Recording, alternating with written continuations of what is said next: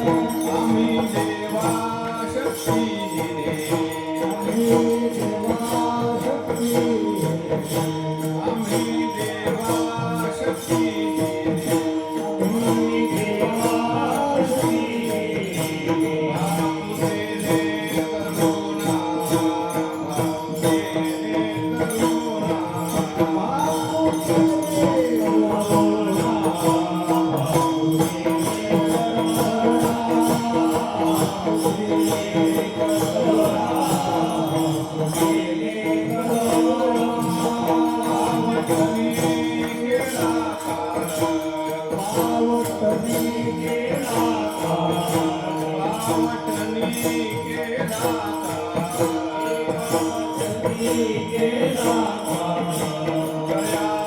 होते ते दयावर होते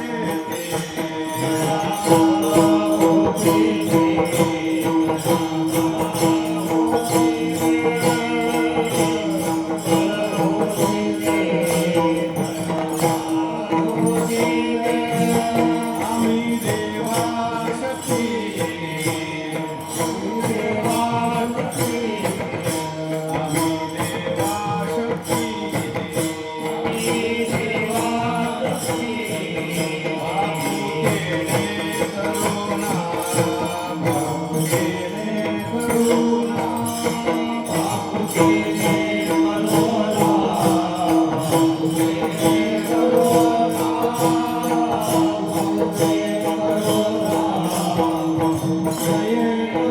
आम्ही देवा शक्ती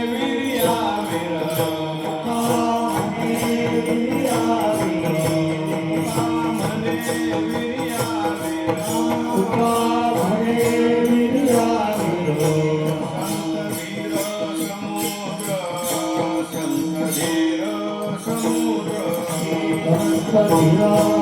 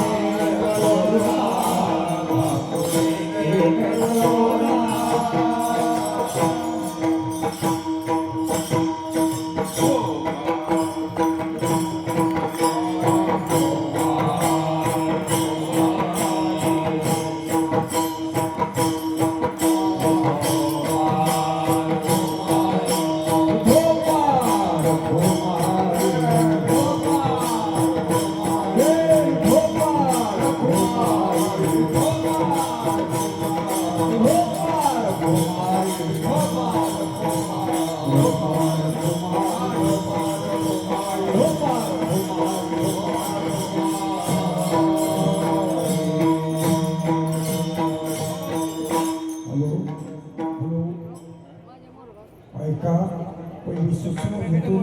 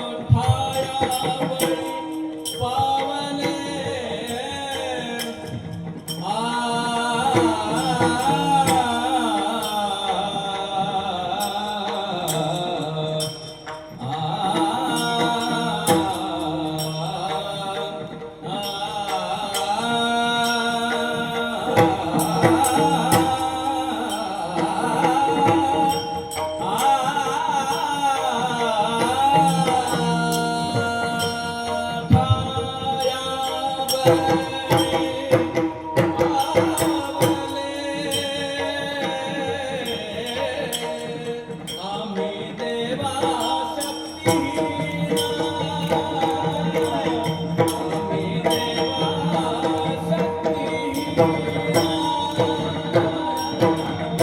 पायावरी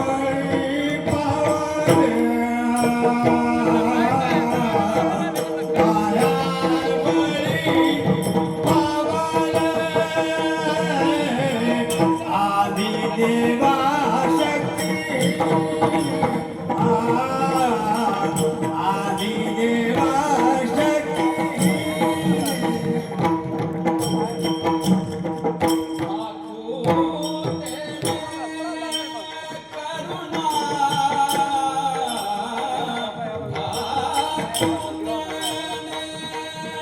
करुणा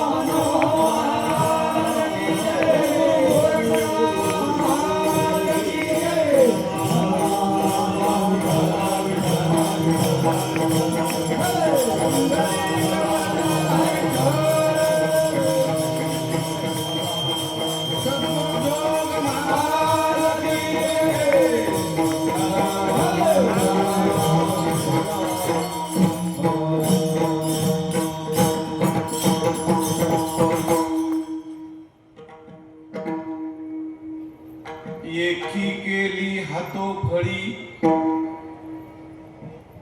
एकी केली हातोफळी, ठाया बळी पावले आम्ही देवा शक्तीहीने, भाकुतीने करुणा पावटणी केला काळ, जया बळ होते ते आम्ही देवा शक्तीहीने, भाकुतीने करुणा तुका म्हणे वीर्यावीर संत धीर समुद्र आम्ही देवा शक्तीहीने, भाकुतीने करुणा विठ्ठल विठ्ठल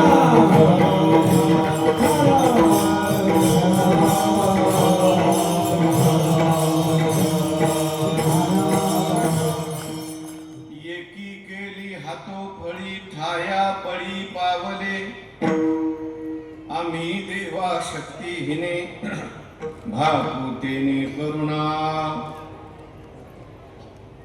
पांडुरंगा करू प्रथम नमन दुसरे चरणा संतांच्या त्यांच्या कृपादाने कथेचा विस्तारू बाबाजी सद्गुरुदास तुका नमो ज्ञानेश्वरा नमो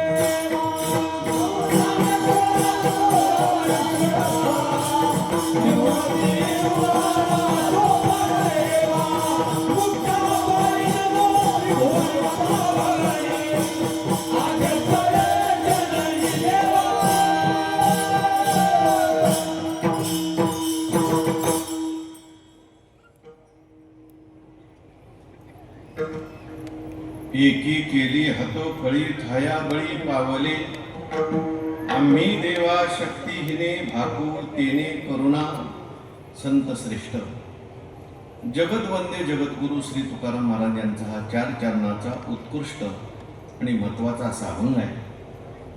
प्रस्तुत अभंगातून जगद्गुरु श्री तुकोबाराय यांनी संतांचं वर्णन केलंय आणि आपल्या सगळ्यांची भूमिका घेऊन देवाकडे करुणा भाकलेली आहे. विठ्ठल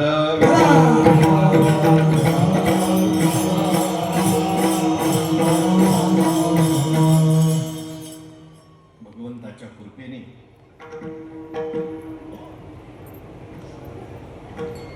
सर्व साधू संतांच्या आशीर्वादाने अनेक साधू संतांच्या पदस्पर्शाने पुनीत झालेली ही भूमी, आता या भूमीला क्षेत्र म्हसोबाची वाडी असं म्हणायला हरकत नाही. क्षेत्राचं स्वरूप प्राप्त झालेलं आहे आणि अशा या पावनभूमीमध्ये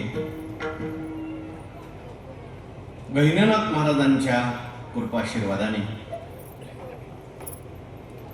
श्री क्षेत्र गहिनीनाथ गड यांच्या माध्यमातून आणि श्री संत वामन भाऊ महाराज यांनी प्रारंभित केलेला असा 94वा हा नारळी सप्ताहाचा उत्सव आहे. आदरणीय परमपूज्य श्री गहिनीनाथ गडाचे महंत आमच्या सद्गुरू जोग महाराज वारकरी शिक्षण संस्थेतील अभिमान म्हणायला हरकत नाही, आमचे ज्येष्ठ गुरुबंधू असणारे गुरुतुल्य असणारे विठ्ठल महाराज यांच्या मार्गदर्शनाने आपल्या सर्वांच्या सहकार्याने सर्वांच्या प्रेमाने या ठिकाणी संपन्न असलेला हा उत्सव होत असलेला हा उत्सव आणि श्री गहिनीनाथ महाराजांची म्हणा, वामनभाऊ महाराजांची म्हणा, म्हसोबा महाराजांची म्हणा, सेवा करण्याचा हा सुंदर असलेला मला प्राप्त झालेला योग आहे. हा योग केवळ सद्गुरू जोग महाराज वारकरी शिक्षण संस्थेची सेवा याच्यामुळे मला प्राप्त झालेलं आहे. विठ्ठल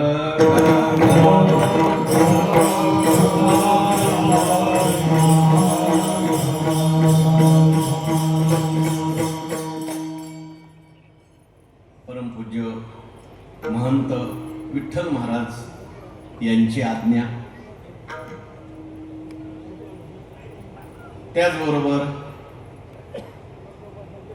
या गडाचे असणारे विनेकरी मोहन महाराज यांची सूचना,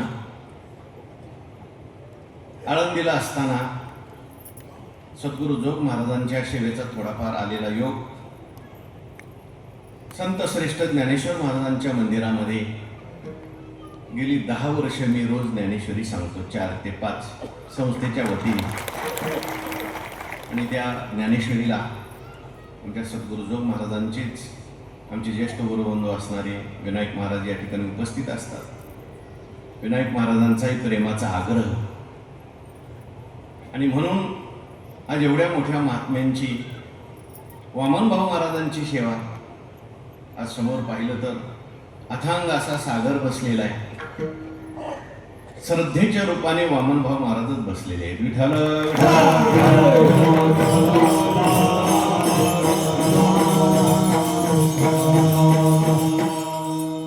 या निमित्ताने हा एक प्रकारचा आपला वारकऱ्यांचा कुंभमेळाच आहे बरं का. काय त्या पूर्वीच्या महात्म्यांना दूरदृष्टी असेल बघा, त्यांना माहिती होतं पुढे सगळे एकत्र आले पाहिजेत. त्या काळामध्ये कसली साधनं नसताना पायी प्रवास करून, जंगलामध्ये प्रवास करून, गाडीने प्रवास करून वामनभाऊ महाराज असतील, आणखीन सगळी महापुरुष मंडळी या परिसरात झाली. वामनभाऊ महाराजांना त्यांना ज्यांचा सहवास लाभला असे संत बंकट स्वामी महाराज, आणि मग बंकट स्वामी महाराजांना घडवणारे सद्गुरू जोग महाराज. त्या काळामध्ये कसली साधनं नसताना सुद्धा वामनभाऊंनी हा सप्ताह सुरू केला. इवले शेरोप लाविले द्वारी, त्याचा वेलू गेला गगनावरी. आज आपल्याला एवढा वैभव पाहायला मिळत आहे. एखादं मंदिर अनेक वर्ष जर आपल्याला टिकलेलं दिसलं, एखादी इमारत आपल्याला जास्त दिवस टिकलेली दिसली, तर समजायचं तिचा पाया मजबूत आहे. तसं या सगळ्या कार्यक्रमाचा पाया मजबूत आहे वामनभाऊ महाराज. विठ्ठल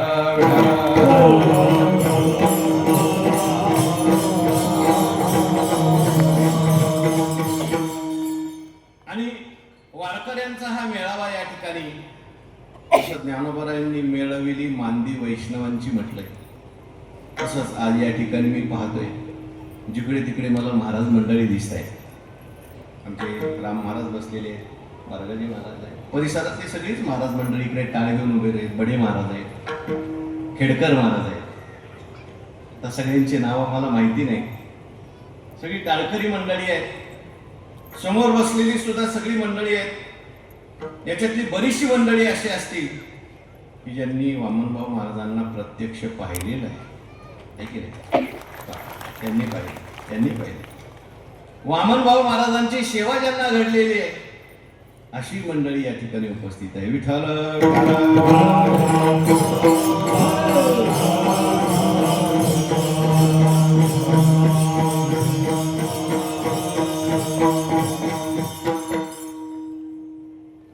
सगळं पाहिल्यानंतर काय वामनभाऊ महाराजांचं वैभव, बंकट स्वामी महाराजांचं हे वैभव, परंपरेने सद्गुरू जोग महाराजांचं सुद्धा काय आहे वैभव. सद्गुरू जोग महाराजांनी 100 वर्ष होऊन गेली त्याच्यापूर्वी ज्ञानाचं हे भांडार खुलं केलं सगळ्यांच्या घरात. तसं तर त्यांच्या अगोदर हे ज्ञानाचं भांडार खुलं केलं ते म्हणजे गहिनीनाथ महाराज बरं का.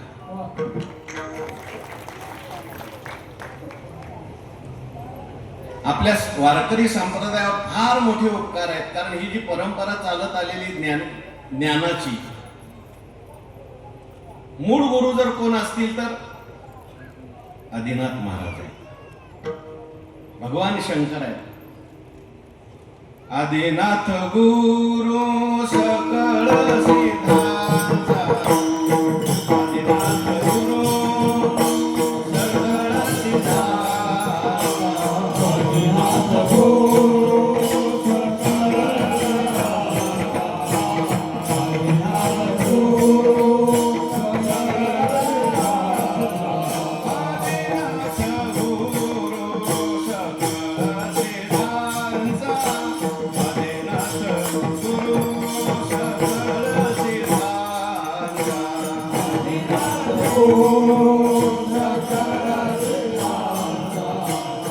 आदिनाथ गुरु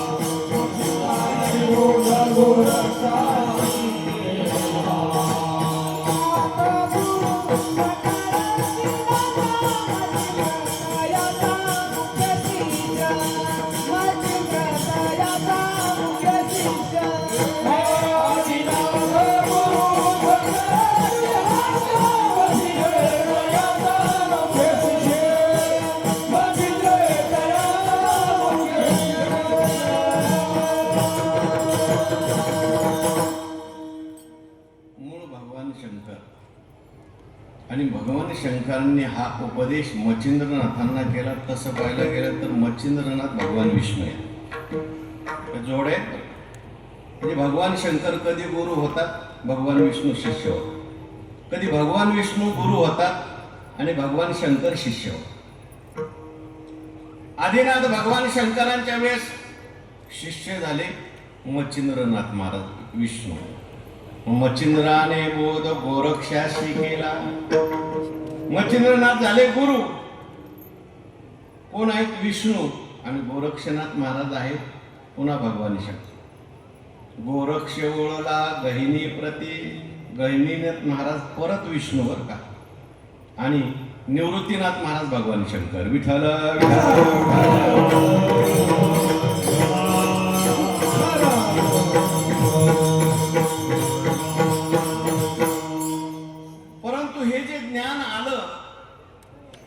परंपरेने जी परंपरा चालत आलेली होती ती अशी होती, एक शिष्य एक गुरु. एकच शिष्य आणि एकच गुरु. कारण शिष्य करण्यासारखे अधिकारी लोक त्यावेळी जास्त भेटत नव्हते. योग विद्या होती. परंतु घोर असा कळीकाळ गहिनीनाथ महाराजांनी पाहिला. पुढे भयंकर असा कळीकाळ येणार. तेने कळीकाळ तू भूता आला देखोनी निरुता आज्ञा निवृत्तीनाथा केली आईस. पुढे घोर असा कळीकाळ येणार आहे. सगळे लोक दुःखी होणार आहेत. आणि म्हणून गहिनीनाथ महाराजांनी निवृत्तीनाथ महाराजांना आज्ञा केली. काय आज्ञा केली? आपल्यापर्यंत हा ज्ञानाचा बोधाचा जो वारसा आलेला आहे ना, आता आपल्या पुरता मर्यादित ठेवायचा नाही. तुम्ही जगाकरता सगळ्यांच्या करता उघडा करा. आणि म्हणून निवृत्तीनाथ महाराजांना आज्ञा झाली, हे सगळं ज्ञानाचा भंडार तुम्ही खुलं करा. ज्ञानोबा लिहितात, आधीच तो कृपाळू वरी झाला गुरुआज्ञेचा बोलू. झाला जैसा वर्षा काळू खवळणे मेघा. ज्याप्रमाणे वर्षा काळात मेघ खवळतात त्याप्रमाणे निवृत्तीनाथ महाराज अगोदरच कृपाळू दयाळू. त्यात गहिनीनाथ महाराजांनी सांगितलं फुलं करा. विठ्ठल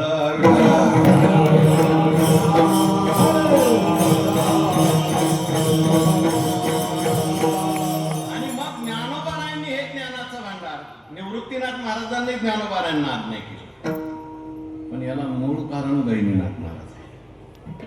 सगळ्यांच्यावर गहिनीनाथ महाराजांचे उपकार आहेत की आपल्या हातात ही ज्ञानेश्वरी आली. विठ्ठल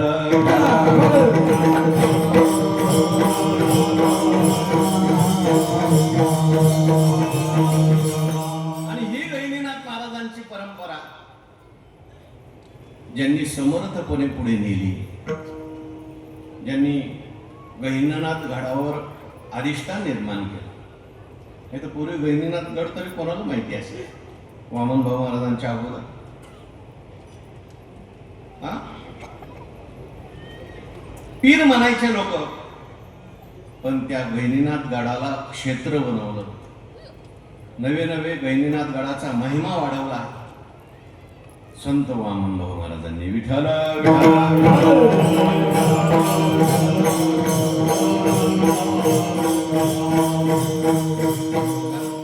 वामनभाऊ महाराज सुद्धा अलीकडच्या काळामध्ये होऊन गेलेले जे काही महान संत आहेत त्यांच्या संतांच्या यादीत वामनभाऊ महाराज, त्यांना वाचा सिद्धी प्राप्त झाली. बरीचशी मंडळी या ठिकाणी ज्यांना पाहिलेली आहे. वामनभाऊ महाराज असे होते शापादपी शरादपी. त्यांनी दिलेला वरही खरा व्हायचा आणि त्यांनी दिलेला शापही खरा व्हायचा, म्हणून बरीच लोक त्यांच्यापासून लांब राहायची. वामनभाऊ महाराजांची गाठ आहे आणि म्हणून असे समर्थ असलेले वामनभाऊ महाराज आजही खोटे लोक वामनभाऊ महाराजांची शपथ घेत नाहीत, कारण आजही प्रचिती येते. विठ्ठल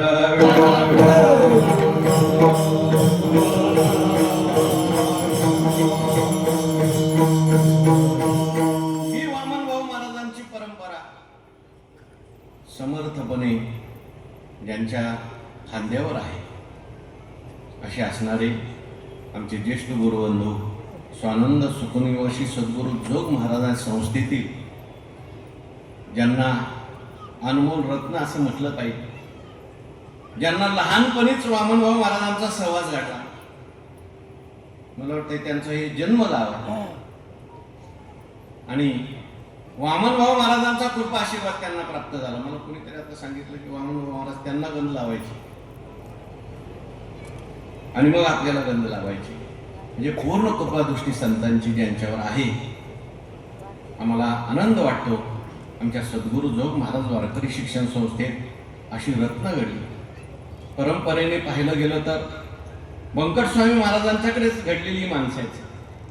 वामनभाऊ महाराज असतील, भगवान बाबा असतील, बंकटस्वामींच्या सहवासात घडले. विठ्ठल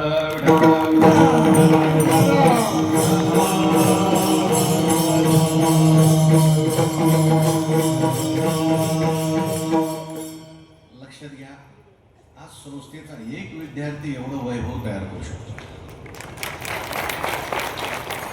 सोपी गोष्ट आहे. एवढ्या लोकांचं जेवण, एवढ्या लोकांचं सगळं नियोजन आणि सगळं आपोआप घडतंय. मला कोणीतरी म्हटलं सगळं वामनभाऊ महाराज करतात, त्यांची सिद्धी. आजही त्यांच्या सिद्धीचा अनुभव आपल्याला येतो. आपल्या सद्गुरू जोग महाराज संस्थेचा शताब्दी महोत्सव झाला. शेवटच्या दिवशी 1 लाख लोक होते. सगळ्यांना आंब्याचा रस आणि मांड्याचं भोजन. आणि मग त्यावेळेस लोकांनी पाहिलं संस्थेचं वैभव काय. संस्थेचा एक एक विद्यार्थी म्हणजे एवढं वैभव तयार करू शकतो. विठ्ठल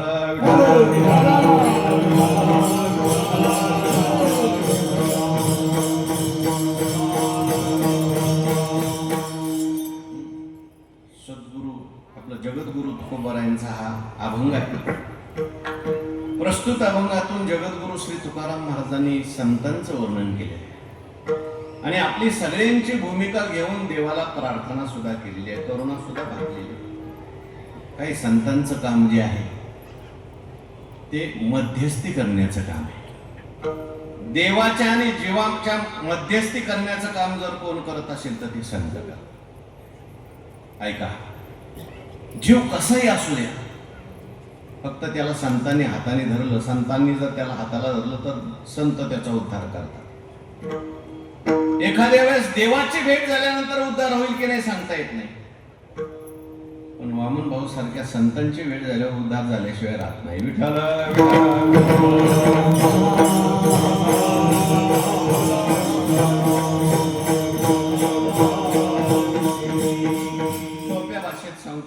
संतांचं काम म्हणजे वकिलासारखं आहे. वकील जसे आपल्या आशिलाची भूमिका घेऊन कोर्टामध्ये भांडतात, तसे कधी कधी संत सुद्धा आपली भूमिका घेऊन देवाजवळ भांडतात. आपली भूमिका देवाकडे मांडतात. फक्त फरक आहे, वकील पैसे घेऊन करतात आणि संत जे आहेत ते कळवळ्यामुळे करतात, करुणेमुळे करतात. वकील जर चांगले असतील ना, तर वयाला गेलेली केस असू दे ते जिंकून दाखवतात. आणि वकील जर चांगले नसतील, निकालच लागत नाही, लोक चालूच राहतात केस. वयाला गेलेली केस होती वाल्या पळीची, पण वकील सापडले कोणते? नारद महर्षी. आणि काय महाराज, वायाला गेलेला मनुष्य, पण नारद महर्षींनी असा बनवला, जगात कीर्ती झाली. कोळियाची कीर्ती वाढली गहन, केले रामायण रामा आधी.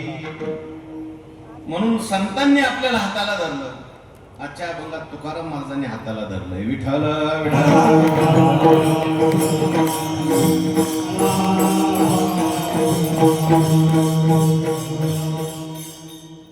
रामायणामध्ये आलेले एक उदाहरण सांगतो, माझ्या अभंगात प्रवेश करतो. रामायणामध्ये एक पात्र आहे, सुग्रीवाचं. भास्कर महाराज, सुग्रीव म्हणजे अज्ञानी आहे. सुग्रीव म्हणजे त्या ठिकाणी विषयी आहे. सुग्रीव त्या ठिकाणी देवावर सुद्धा त्याचा विश्वास आहे. पण सुग्रीवामध्ये एक चांगला गुण होता, त्याच्याजवळ हनुमंतराय होते बरं. आणि म्हणून सुग्रीवाचा उद्धार झाला. विठ्ठल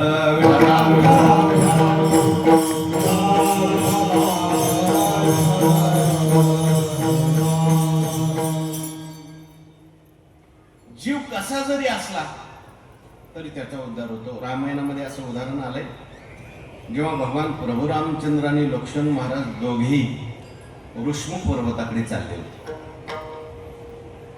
जात असताना सुग्रीव बसलेला होता त्या ऋष्मु पर्वतावर. त्याने लांबून पाहिलं, दोन माणसं समोरून येत आहेत. लगेच हनुमंतरायला बोलवलं. म्हटले, हनुमंता, समोरून दोन माणसं येत आहेत. मला असं वाटतंय माझ्या भावाने वालीने मला मारायला दोन माणसं पाठवलेली आहेत.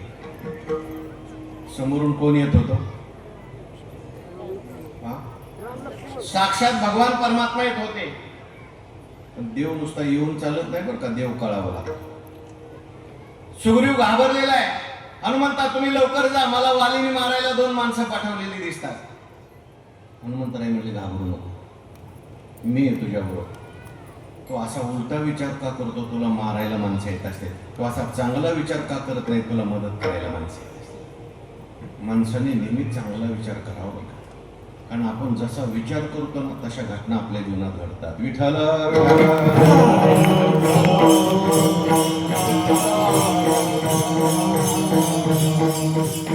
आपल्या संकल्पामध्ये फार मोठी शक्ती आहे. मी कुठेतरी ऐकलं, प्रत्येकाच्या घरामध्ये वास्तुपुरुष असतो आणि तो वास्तुपुरुष घरातल्या माणसांना सारखा आशीर्वाद देत असतो. त्याचा आशीर्वाद ठरलेला आहे, तथास्तु. वास्तुपुरुषाचा आशीर्वाद काय? तथास्तु. तथास्तु म्हणजे तसे. आपण घरात बसल्या बसल्या जर म्हटलं ना, आमच्या घरात कधी भांडणं होऊ नयेत, तो म्हणतो तथास्तु. आमच्याकडून भरपूर नामस्मरण घडावं, तथास्तु. आमच्याकडून भरपूर अन्नदान घडावं, तो काय म्हणतो? तथास्तु. तुम्ही घरात बसल्या बसल्या जर म्हणायला लागले आपलं वाटोळ तर होणार नाही ना, तो म्हणतो तथास्तु. म्हणून चांगला विचार करायचा. विठ्ठल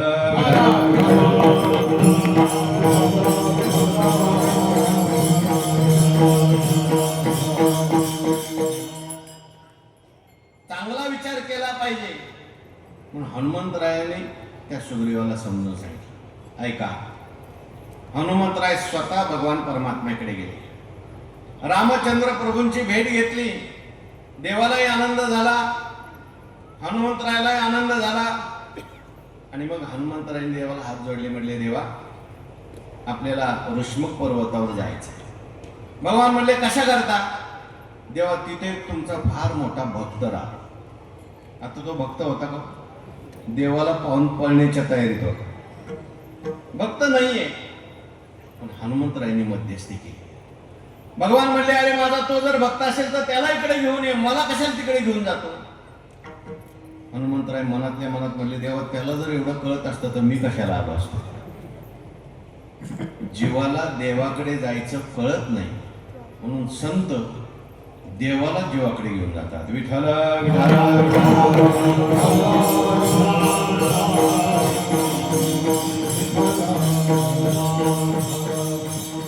आपल्याला देवाकडे जायचं कळत नाही म्हणून वामन भाऊ महाराज देवालाच इथे घेऊन येतात.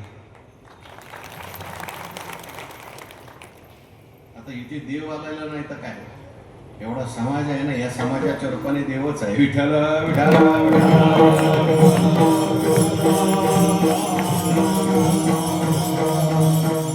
भगवान परमात्म्याला ऋष्मुख पर्वतावर नेलं, त्या सुग्रीवाला बोलवलं. हनुमंतरायांनी अग्नी पेटवला आणि अग्नीच्या साक्षीने देवाला सांगितलं, देवा हा सुग्रीव आजपासून तुमचा मित्र झाला. पहिलं तुम्ही याचं दुःख दूर करा, मग तो तुम्हाला मदत करेल. कारण सांसारिक माणसं कशी असतात माहिती आहे, पहिलं त्यांचं दुःख दूर करावं लागतं, मग ते पारमार्थ करतात. म्हणून वामन भाऊ महाराजांनी अनेकांचं दुःख दूर केलं. विठ्ठल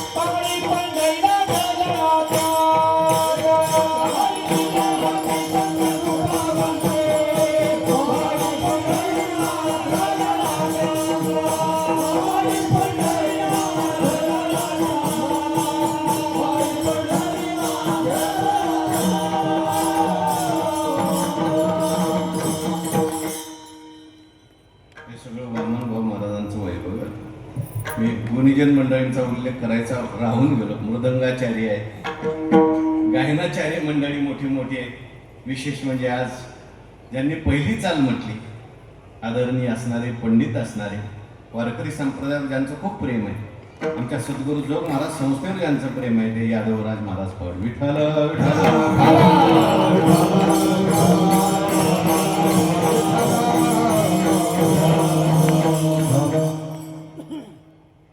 एवढी सगळी मंडळी बघितल्यानंतर मी विसरून गेलो नेमकं. तुकाराम महाराजांनी आजच्या अभंगात आपल्याला हाताला धरलं, यासाठी मी एवढी मोठी प्रस्तावना केली. बरं ऐका, लक्ष द्या.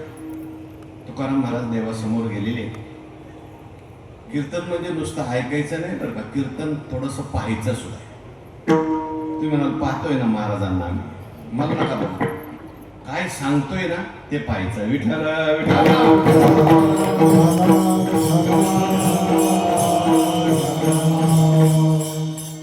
मी देवाचं वर्णन केलं की तुमच्या डोळ्यासमोर देव आला पाहिजे.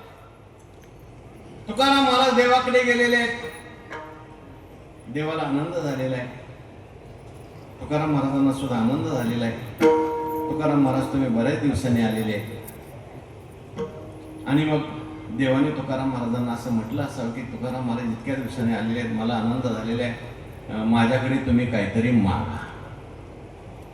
आता तुकाराम महाराज होते ते, तुकाराम महाराजांनी देवाला असं म्हटलं असावं की देवा, मागण्याचा आमचा स्वभाव नाही, आमच्या वाडवडिलांनी तुमच्याकडे कधी काही मागितलं नाही, काही मागणे हे निष्काम भक्ती करणे. तुका म्हणे जीव भाव देवा पायी ठेवून ते काही वामन भाऊ महाराजांना जी वाच्य सिद्धी प्राप्त झाली ती उगत झाली असेल का? आपल्याला कळत नाही. जो 12 वर्ष खरं बोलतो, किती तो जे बोलेल तर खरं होतं बरं. आपण 12 मिनिटं बोलू शकत नाही. विठ्ठल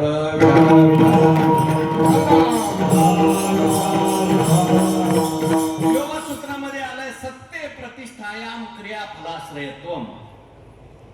माणसाने जर वाणीची सत्यामध्ये प्रतिष्ठापना केली, 12 वर्ष खरंच बोलायचं, मग तो म्हणेल ना ते खरं. आणि वामनभाऊ महाराजांची जीभ तशी होती बघा. माझी या सत्यवादाचे तप वाचा केले बहुत. कधी असत्याचा विटाळ, परनिंदेचा विटाळ त्यांनी आपल्या वाणीला होऊ दिला.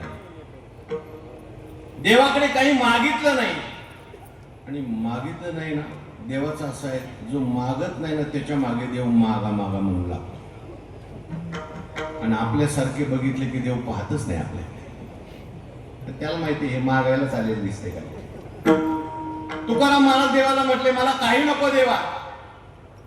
देवाने सांगितलं माझी इच्छा आहे म्हणून मागा, तुमची इच्छा नसू द्या, माझी इच्छा आहे म्हणून मागा. विठ्ठल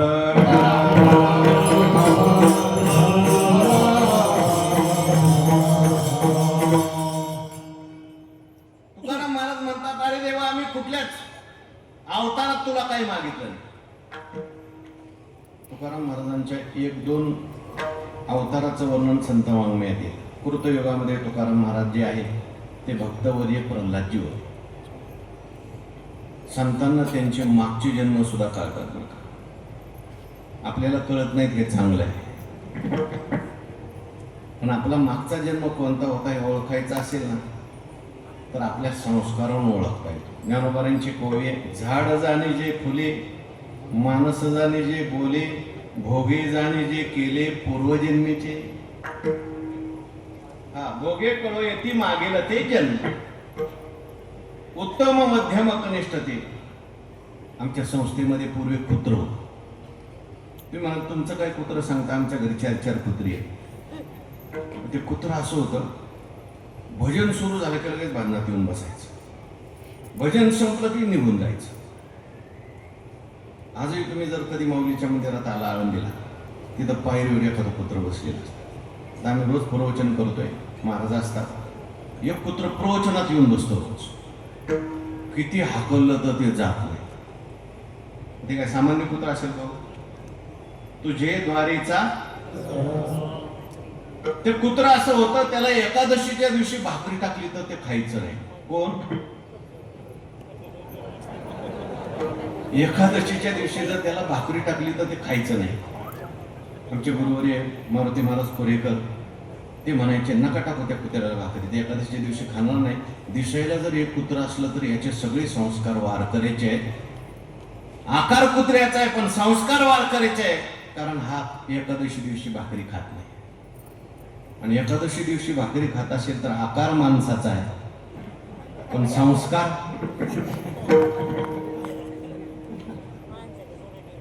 महाराज म्हणतात आम्ही पूर्वजन्मामध्ये सुद्धा देवा कधी तुम्हाला काही मागितलं नाही, नको आम्हाला.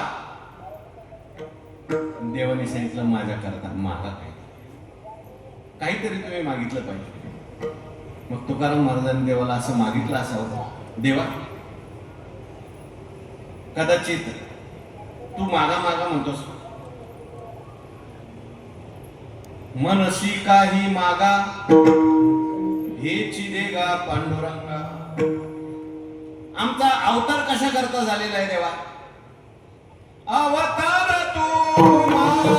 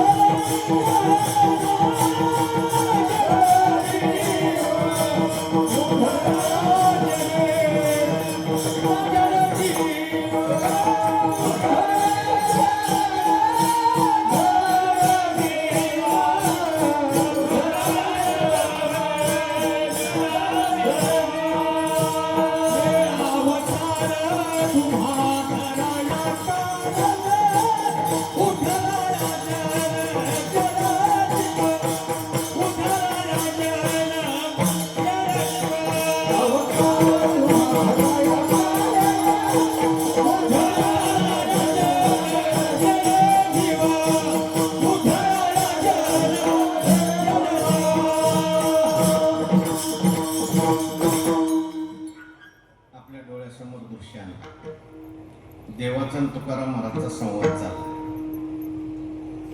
तुकाराम महाराजांना देव म्हणतात काहीतरी मागा. मग तुकाराम महाराज म्हणले देवा तू मागा म्हणतोस म्हणून एक मागतो, काय पाहिजे तुम्हाला? आमचा अवतार कशा करताय? सगळ्या जड जीवांचा उद्धार व्हावा याच्या करताय. काय मागायचंय तुम्हाला? देवा या सगळ्या लोकांचा उद्धार करून टाका लगेच. आता सगळ्या लोकांचा उद्धार करा असं म्हटल्यानंतर देवाचा चेहरा थोडासा गंभीर झाला. का गंभीर झाला? आणि सगळ्या लोकांचा उद्धार लगेच होऊ शकत नाही. सगळ्याच लोकांचा उद्धार झाला आत्ताच. समजा इथे भगवान परमात्मा प्रगट झाले आणि सगळ्यांचा उद्धार केला. उद्या काल्याला कोणी यायचं? विठ्ठल विठ्ठल विठ्ठल.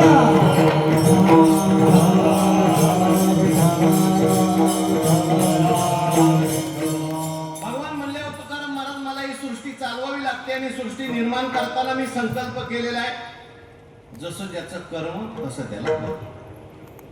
आणि मी जर सगळ्यांचा उद्धार करायला लागलो तर मग त्या संकल्पामध्ये बिघाडेल. दुसरं काहीतरी माग. तुकाराम महाराज आपले वकील आहेत. म्हणले महाराज द्यायचं असेल तर एवढं द्या, सगळ्यांचा उद्धार करा आणि यांचा उद्धार झाल्याशिवाय मी आता जाणार नाही. मग तुकाराम महाराजांनी असा पवित्रा घेतल्यानंतर देव थोडाशी गंभीरच झाले. देव म्हणायला लागले तुकाराम महाराज तुम्ही म्हणता यांचा उद्धार करा, पण यांना वाटतंय का आपला उद्धार व्हावा?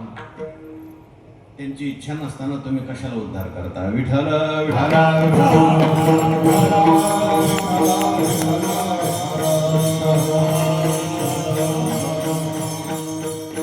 सगळ्यांना उद्धार व्हावा असं वाटत नाही. आता समजा इथं भगवान परमात्मा प्रगट झाला, माझं कीर्तन संपलं 10 वाजता आणि देव प्रगट झाले आणि देवाने सगळ्यांना सांगितलं वैनीनाथ गडाचा सप्ताह आहे, त्यातल्या त्यात वामन भाऊंनी सुरू केलेला सप्ताह आहे आणि या ठिकाणी एवढं भव्य दिव्य वातावरण आहे. मी प्रसन्न झालोय, आता प्रसन्न झालोय. मी जेवढे आलेले आहेत कीर्तनाला सगळ्यांना वैकुंठाला नेणार आहे. कोणाकोणाला यायचं त्याने हात वर का नाही. जेवढे केलेत ना देव खरोखर आला ना ते खाली करतील. विठ्ठल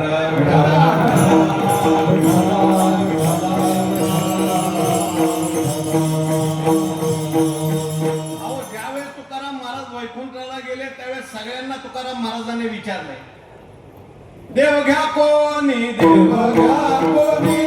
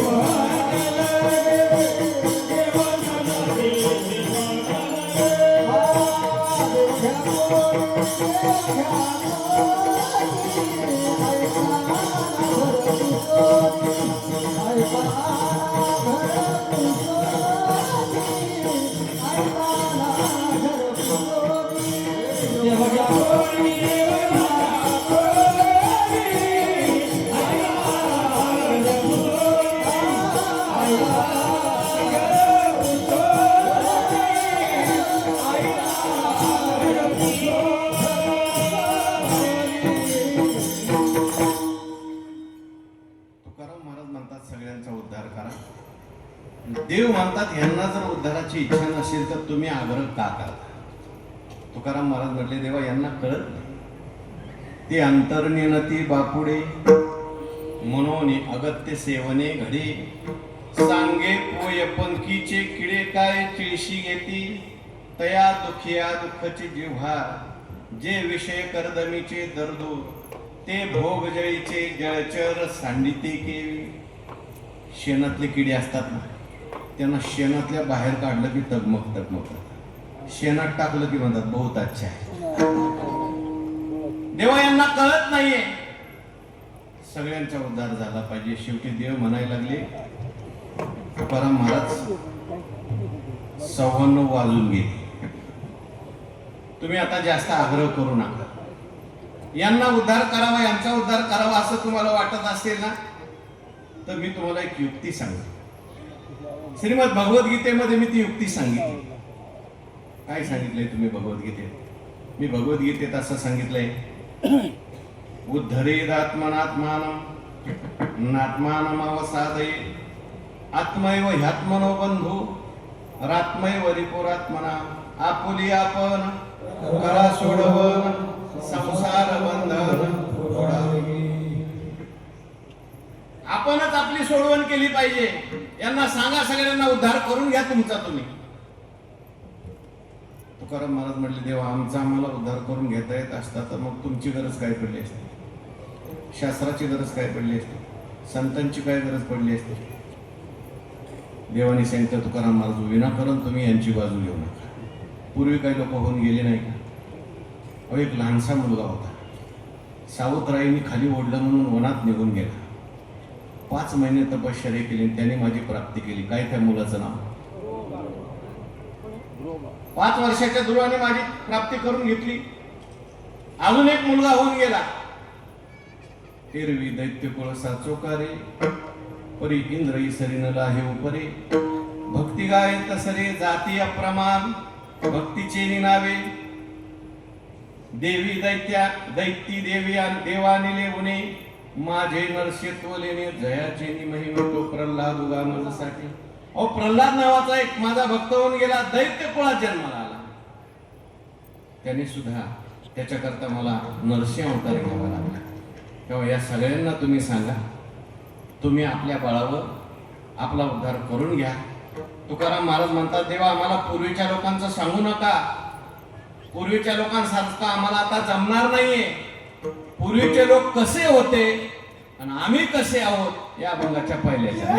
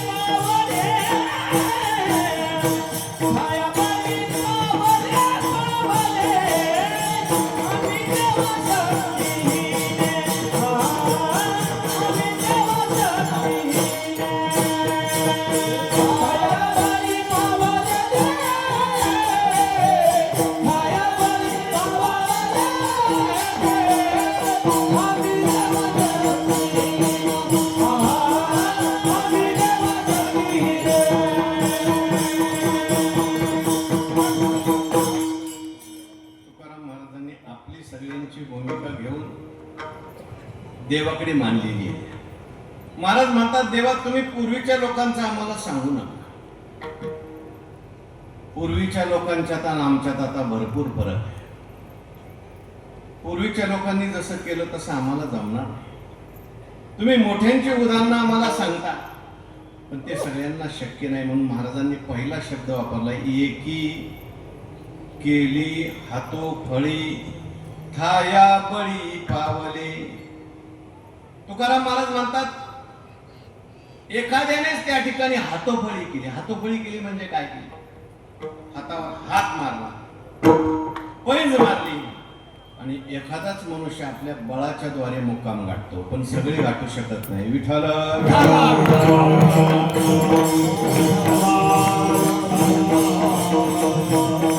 पहिला शब्द आहे एकी.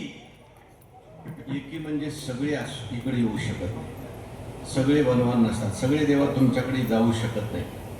भगवंतानी गीतेमध्ये असं म्हटलंय, मनुष्यानां सहस्रेषु कश्चित यतती सिद्ध. हजारो माणसामध्ये एखादाच मनुष्य देवाकडे जायला निघतो. बघा, सगळे येऊ शकत.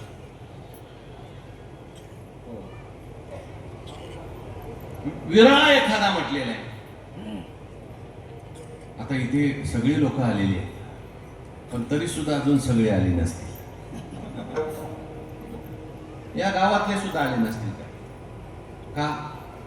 ज्याचं पुण्य आहे तो लांबून येणार, आणि पुण्य नसेल, शेजारी असला तरी झोपून राहणार. विठ्ठल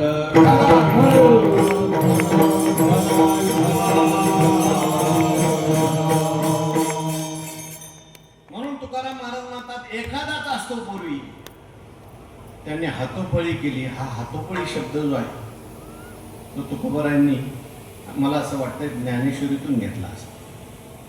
तुकोबारायांनी ज्ञानेश्वरीची अनेक पारायणं केली. ज्ञानोबारायांनी वर्णन केले, पै भव स्वर्गा उबगले, मुमुक्षु योग ज्ञाना वळघले, पुढती नयोया निघाले पैजा जेथ. हा पैजा शब्द आहे. मुमुक्षु निघाले आणि पैंजेने त्यांनी विडा उचलला की आम्ही देवाला प्राप्त करणार. तो पैजा शब्द तुकोबारांनी घेतलाय, त्याचा हातोफळी शब्द केला. संसाराच्या पाया पुढा पळती वितराग घोडा, ओलांडुनी ब्रह्मपदाचा कर्मकडा, घाले ती मागा अहंतादी भावा फुल्या, झाडा देऊन आघव्या, पत्र घेती ज्ञानी जया मूळ घराशी, पूर्वी लोक होऊन गेले, त्यांच्याकडे बळ होतं बरं का. आता त्यांनी देवाची प्राप्ती करून घेतली, भगवत पदाची प्राप्ती करून घेतली. देवाची प्राप्ती करण्याकरता मनुष्य सामान्य नाही लागत बरं का, बलवान लागतो. बलवान माणसाचं काम आहे. देवाकडे जायचं असेल तर सगळ्यात पहिलं बळ पाहिजे ते म्हणजे भावाचं बळ पाहिजे. विठ्ठल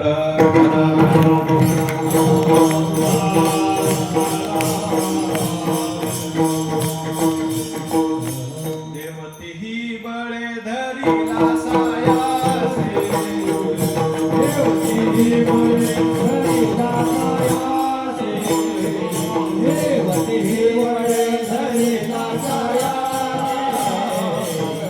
देवती बळे धरीला सायासे. उपाधीचा गुरुनिया नाश, उपाधीचा गुरुपक्षीला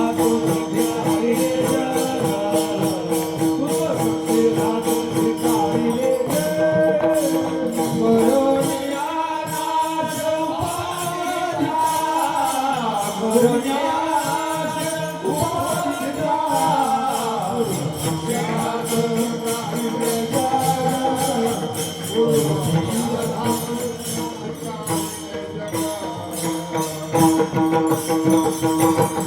देवाकडे जायचं असेल तर पहिलं बळ भावाचं पाहिजे. भावाचं म्हणजे प्रेमाचं बळ. एवढा प्रभू भावे तेने संपुष्टी राहावे. भावामध्ये फार मोठी शक्ती, प्रेमामध्ये फार मोठी शक्ती. एखादा हिंद केसरी पैलवान असतो, अनेक पैलवान तो चितपट करतो. घरी आल्यानंतर त्याचा एखादा लहान मुलगा असतो, त्याच्या हाताला धरतो, बाबा खाली बसा म्हणतो. तो खाली बसतो. तो खाली बसला, शक्तीने बसला का प्रेमाने बसला? प्रेमाने बसला. म्हणून भावाचं बळ पाहिजे. पण देवाकडे जात असताना नुसतंच भावाचं बळ असून चालत नाही. भावाबरोबर विवेकाचं बळ लागतं. काय लोकांची भावना भरपूर असते, पण विवेक नसल्यामुळे ती भावना माणसाची कुठं घेऊन जाईल काही सांगता येत नाही. आता आपण पेपरमध्ये सगळं ऐकतोय, लोक काय पितात आणि चिचुके किती रुपयाला विकत घेतात.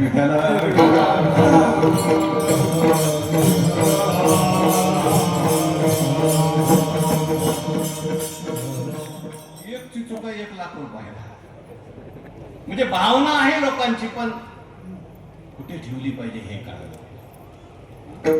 म्हणून भावनेबरोबर विवेक पाहिजे. आपल्या वारकरी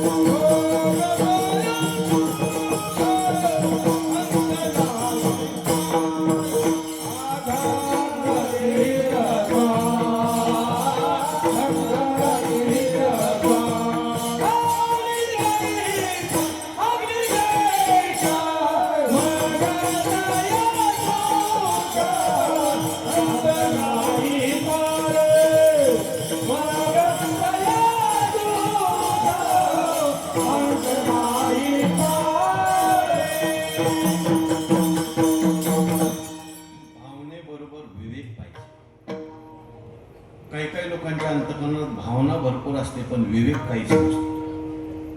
मी एक दृष्टांत ऐकला होता. मागे ती रामायण मालिका यायची बघा टीव्हीवर. एकदा काय झालं, त्या रामायण मालिकेमध्ये ज्याने रामाचं पात्र केलंय तो अभिनेता एका गावामध्ये दुसऱ्या पिक्चरचं शूटिंग करता. आता लोकांची भावना, आपल्या गावात कोण आला, आता त्यांचं ते शूटिंग चालू होतं, चित्रीकरण चालू होतं. सगळे गावातले लोक जमा झाले. म्हणले आम्हाला रामाला दर्शन करायला जायचं, रामाला भेटायला जायचं. लोकांनी समजून सांगितलं होतं आता राम नाही, तो राम कुठे आहे तिकडे त्या मालिकेमध्ये. भावने पुढे काय चालत नाही लोकांच्या बरोबर. गर्दी जर झाली एखाद्या मंदिरामध्ये, एखादी लहान मुलगी खाली पडली, लोक तोडून जाणार. एखादं म्हातारं मनुष्य खाली पडलं, तोडून देवाच्या दर्शनाला जातात. देव म्हणतो बरं झालं एक माणूस मारून आला माझ्याकडे दर्शन. भावना असावी पण विवेक सुद्धा असावा. सगळ्या लोकांनी त्या ठिकाणी आग्रह धरला, सगळ्यांनी गोंधळ केला आणि म्हणले आम्हाला रामाच्या दर्शनाला जायचंय. लोकांनी कंपाऊंड तोडलं, पोलिसांचं कडं तोडलं, दरवाजा तोडून आत गेले. आता राम सिगरेट पेट बसलेला होता. तिथे भावनेचा उपयोग नाही, तिथे विवेक पाहिजे. विठाला विठाला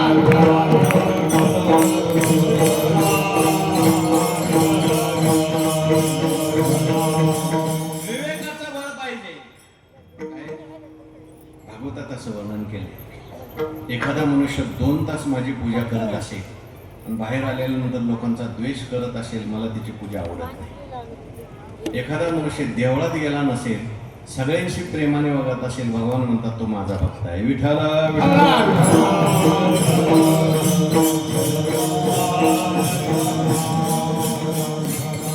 विवेकाचं बळ. नुसतंच विवेकाचं बळ असून चालत नाही, त्याला वैराग्याची जोड लागते. विरक्ती वाचोनी कही ज्ञानाशी तज्ञेची नाही, ऐशे विचारोनी ठाई ठेविले देवे. एक हनुमंतराय लंकेत गेले. दिवसा गेलते का रात्रीचे गेलते? हनुमंतराय दिवसा नाही गेले, रात्रीचे गेले. कारण हनुमंतरायांनी पाहिलं लंकेत सुद्धा दिवसा सगळे लोक पूजा करत होते. म्हणजे राक्षस जरी असले ना, भस्माचे पट्टे लावलेले, रुद्राक्षाच्या माळा घातलेल्या, सगळे राक्षस पूजा करत होते. कधी? दिवसा. हनुमंतराय म्हणले दिवसा सगळे पूजा करतात, पण रात्रीचे कोणत्या डाव्यावर जातात बघायला नाही. म्हणून हनुमंतराय दिवसा गेले नाही, रात्री घुसले. विठाला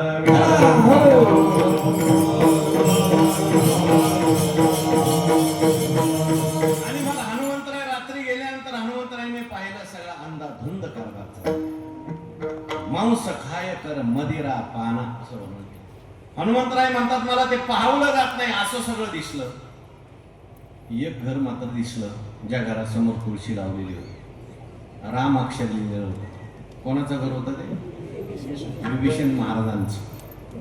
आनंद झाला, कोणीतरी वैष्णव आहे बाबा इथे. आणि मग विभीषण महाराजांची हनुमंतरायांची भेट झाल्यानंतर विभीषण महाराजांना हनुमंतरायांनी विचारलं तुम्ही इथं कसं काय राहता? ते म्हटले दातात जीभ राहते ना तसा राहतो. पण आता मला भरोसा वाटायला लागलाय की तुम्ही आलेले आहेत ना, निश्चित मला रामप्रभू भेटतील. रामप्रभू मला भेटतील. आता विभीषण महाराज म्हणले ठीक आहे, मी रामाची भक्ती करतोय, पण माझ्या भक्तीत अजून काही कमी असेल तर हनुमंतराय तुम्ही सांगा काय भक्तीच्या त्या. हनुमंतराय म्हणले रामाची भक्ती तुम्ही करताय, पण एक त्या भक्तीमध्ये अजून कमी आहे. कोणती कमी आहे? तुम्ही रामाची भक्ती करताय पण अजून रावणाला सोडलेलं नाही. रामाची भक्ती तेव्हाच पूर्ण होते जेव्हा आपण रावणाला सोडतो. माणसं चांगलं करतात पण वाईट सोडत नाही, त्यामुळे परमार्थात प्रगती होत नाही. विठाला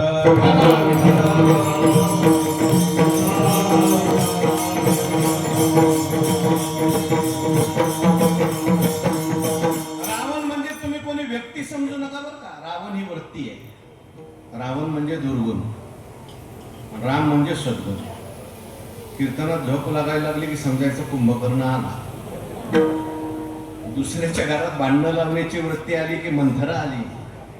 विनाकारण दुसऱ्याला त्रास देण्याची वृत्ती आली, परस्त्रीकडे पापदृष्टीने पाहण्याची वृत्ती आली की आपल्या मनात रावण आला. विठ्ठल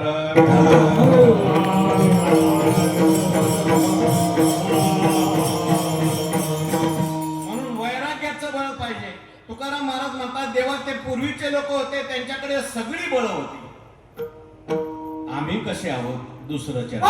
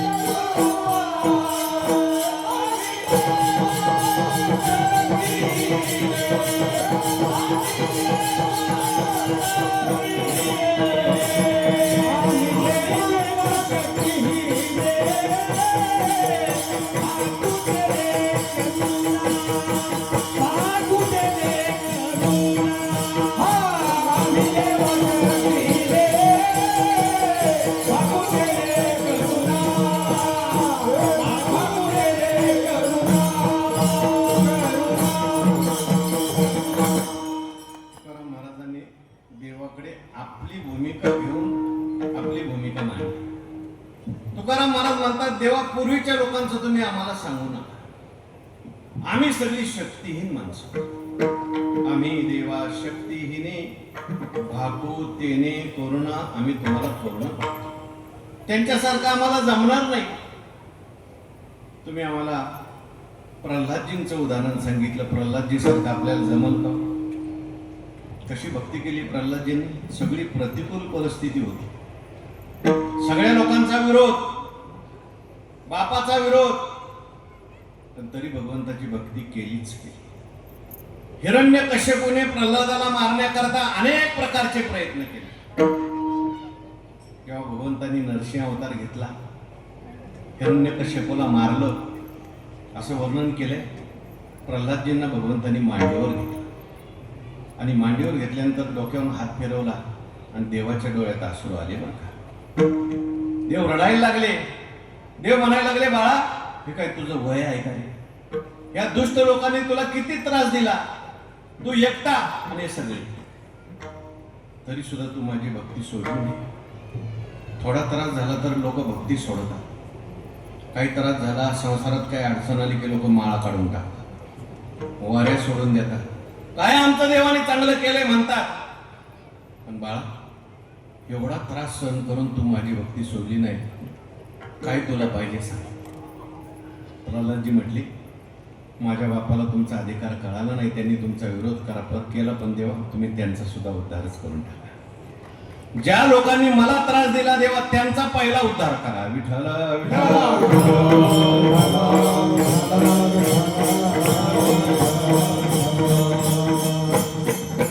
असं आपल्याला जमल का? पण आपण तुकाराम महाराज म्हणतात, देवा आम्हाला तसं जमणार नाही. अल्प भाव अल्पमती, अल्प आयुष्य नाही हाती, अपराधाची ओळलो मूर्ती, अहो वेद मूर्ती परीसा. मोठ्या लोकांसारखं आपल्याला जमणार नाही. वामन भाऊंसारखं आपल्याला जमल का? जोग महाराज सारखं आपल्याला जमल का? बंकट स्वामी महाराजांच्याकडे आपल्याला जमल का? बंकट स्वामी महाराजांचे तिन्ही ग्रंथ मुखपाठ होते. वामन भाऊ महाराजांसारखा भाव आपल्याकडे आहे का? काय त्यांचा भाव होता, काय त्यांचं वैराग्य होतं, काय त्यांचा त्याग होता, आणि काय त्यांची शांती होती. विठ्ठल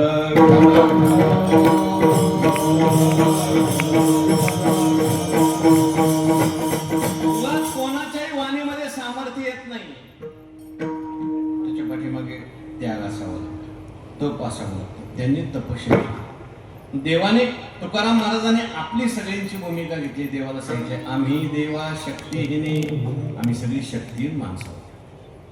आमच्याकडे वैराग्याचं बळ नाही, आमच्याकडे विवेकाचं बळ नाही. तुम्ही आम्हाला मोठ्याचे उदाहरण सांगता, पण मोठ्या लोकांसारखं आम्हाला जमणार नाही. पावटणी केला काळ जया बळ होते ते. दुर्बाळाचं उदाहरण तुम्ही आम्हाला सांगितलं. दुर्बाळाने तपश्चर्या कशी केली असं म्हणतात. पहिल्या महिन्यात दुर्बाळ फक्त रोज एक कवट आणि बोर खायची. दुसरा महिना सुरू झाल्यानंतर कवट बोर खायचं सोडून दिलं, झाडाची वाळलेली मुठभर पानं खायची. तिसऱ्या महिन्यात पानं सोडून दिली, नुसतं पाणी पिऊन देवाचं नामस्मरण केलं. चौथ्या महिन्यात पाणी सोडलं, नुसती हवा खाऊन देवाचं नामस्मरण केलं. आपल्याला जमल का? आपल्याला 15 दिवसांनी एक एकादशी येते, ती आपल्याला जड जाते. लोक म्हणतात उद्या एकादशी खाऊन घ्या, उद्या एकादशी खाऊन घ्या. आपली एकादशी म्हणजे एकादशी आणि दुप्पट खाशी. म्हणून आपल्याला त्यांच्यासारखं जमणार नाही. तुकाराम महाराजांनी आपली भूमिका घेतली, नाही जमणार देवा आम्हाला. कारण संत कसे होते शेवटच्या चरणात. तुका म्हणे वीर्या वीर, तुका म्हणे वीर्या वीर, तुका म्हणे वीर्या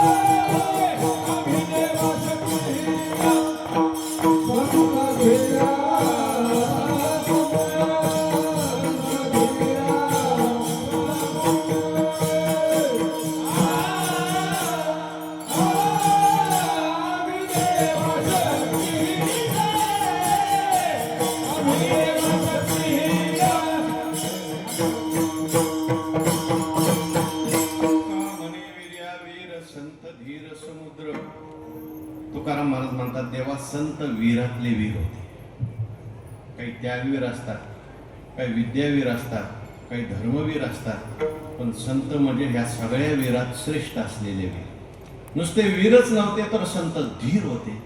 किती धीर होते म्हणजे समुद्रासारखे धीर होते. त्यांच्या जीवनात किती दुःखाचे प्रसंग आले, संकटाचे प्रसंग आले, त्यांनी कधी धीर सोडला नाही.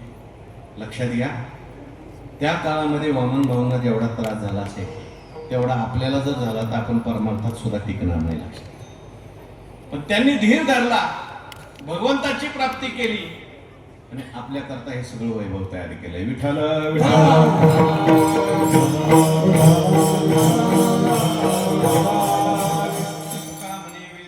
संत धीर समुद्र आम्ही देवा शक्तीने भाकुतेने करून सर्वांनी एकदा हाताने टाळी वाजवायची, मुखाने नामस्मरण करायचंय. पुरुष मंडळी सगळ्यांनी हात वर करून टाळी वाजवा. विठोबा